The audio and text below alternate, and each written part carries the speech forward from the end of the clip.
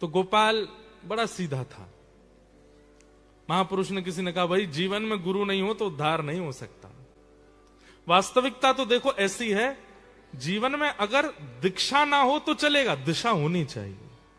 अगर किसी की दिशा नहीं है आपके जीवन में तो उद्धार संभव नहीं है। इसलिए दिशा तो होनी चाहिए, और फिर जिससे दिशा मिले उसी से दीक्षा मिले, ऐसी भावना हो। तो अब गोपाल आज तक तो केवल उसको इतना इसी काम से फर्क पड़ता था कि मेरी गैयाओं ने चारा खाया कि नहीं खाया, मेरी गैया चर के आई कि नहीं आई, मैं इनका दूध निकाल लूं। और उसकी गाय नहीं थी, वो गांव की गाय लेके जाता था।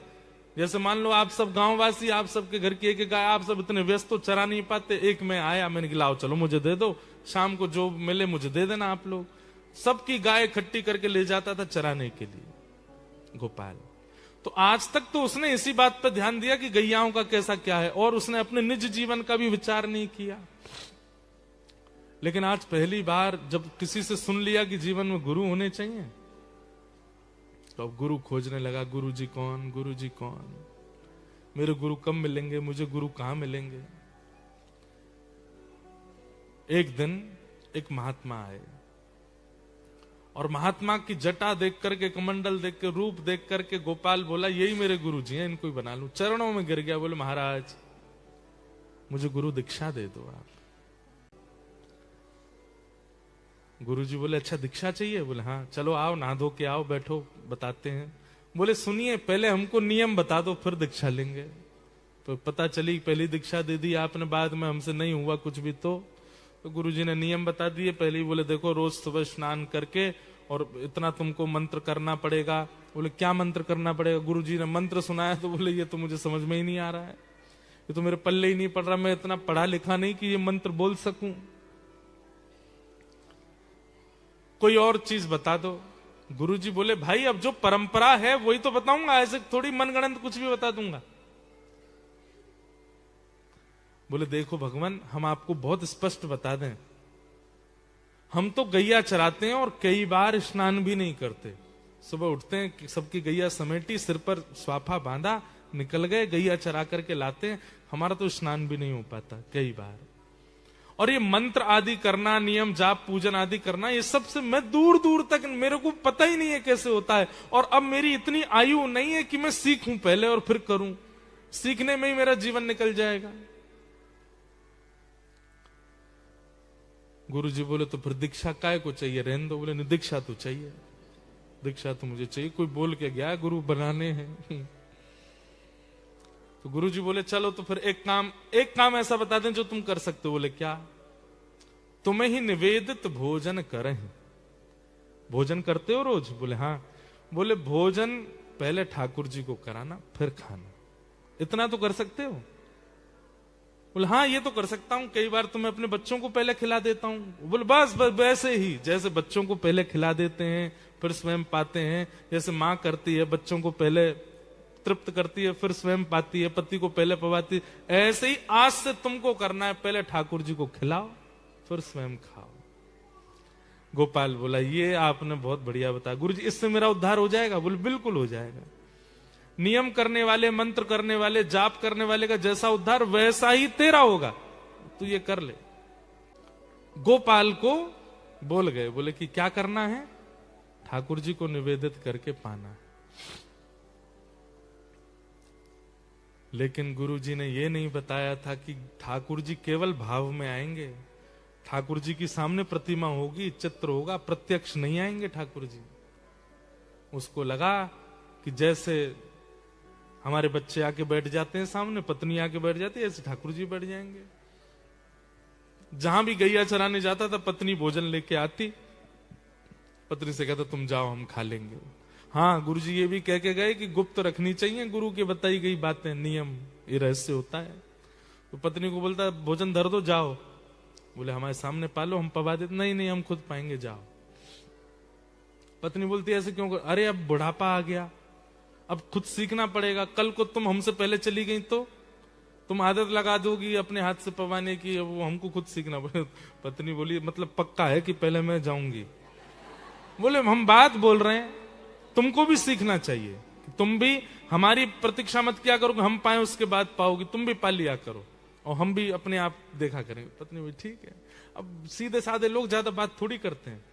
पत्नी चली गई, उसने बर्तन खोले, सब सामग्री सामने रखी, ज्यादा कुछ तो होता नहीं था, मोटी रोटियां, कुछ गुड़ और कुछ मिर्ची वगैरह, सलाद, मूली, गाजर, बस। सब्जी तो बनती नहीं थी ज्यादा गरीब लोगों के यहाँ, गरीबी था बेचारा।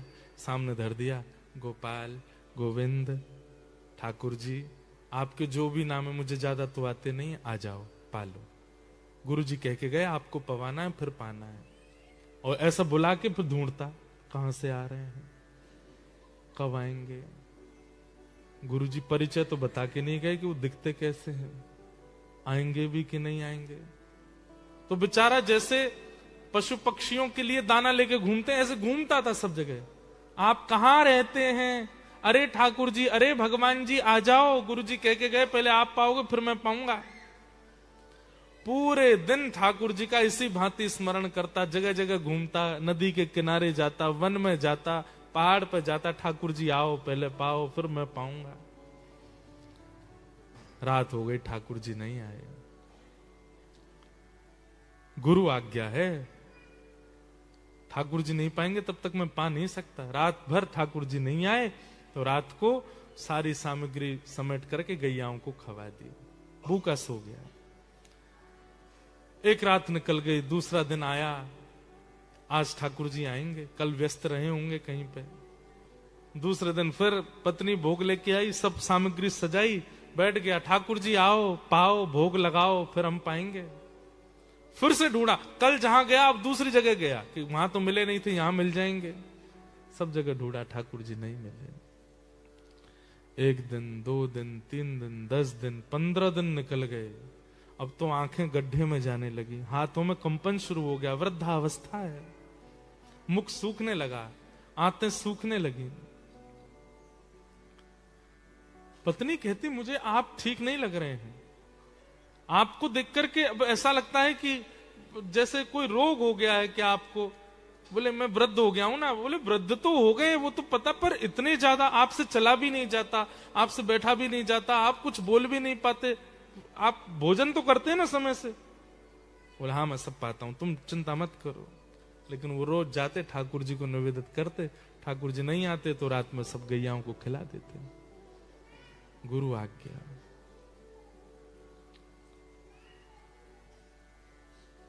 जब अनेक दिन निकल गए, बस अब इनको लगा ही था कि अब मैं जीवित नहीं रहूंगा, मेरे प्राण चले जाएंगे। पत्नी भोजन लेकर के आई, अचेत अवस्था जैसी हो रही थी।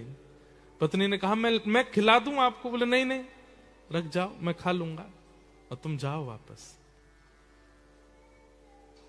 सामने सामग्री रखी है, उसने नहीं पाया। अंतिम क्षण चल रहा था, ठाकुर जी को बुला रहा था, इतने में ही मुरली मनोहर श्याम सुंदर साक्षात प्रकट हो गए। प्रकट होकर के उसके सामने जैसे ही आए तो जितनी उसके अंदर ऊर्जा नष्ट हो चुकी थी, सारी ऊर्जा पुनः वापस आ गई, नेत्र खुल गए, ठाकुर जी का साक्षात्कार हो गया। ठाकुर जी सन्मुख खड़े हैं और सन्मुख खड़े ठाकुर जी को देख करके गोपाल नेत्रों से अश्रु प्रवाह होने लगा। ठाकुर जी के आगे वो सूखी रोटी और वो सब चीज सामग्री धर दी। भगवान बड़ा विलंब लगाया आपने आने में, अब पा लीजिए। सामान्य सी रोटी और वो जो सामग्री थी उसको ठाकुर जी पा रहे थे बैठ के, और इतने भावुक हो रहे थे गोपाल के उस प्रेम भाव पर। ठाकुर जी ने कहा अब हमने पा लिया, अब तुम भी पाओ। तो जैसे ठाकुर जी देखा तो उसके हाथ कांप रहे थे, तो ठाकुर जी बोले तुम रुको हम पवाते हैं, और अपने हाथ से ठाकुर जी गोपाल को पवा रहे। ऐसा अद्भुत भाव ठाकुर जी को लगा। उसी समय ठाकुर जी ने आज्ञा कर दी, गोपाल अब तुम पृथ्वी पर मत रहो, चलो हमारे साथ। भगवान ने उसका हाथ पकड़ा, हृदय से लगाया और अपने संग नित्य लीला में उसको ले गए।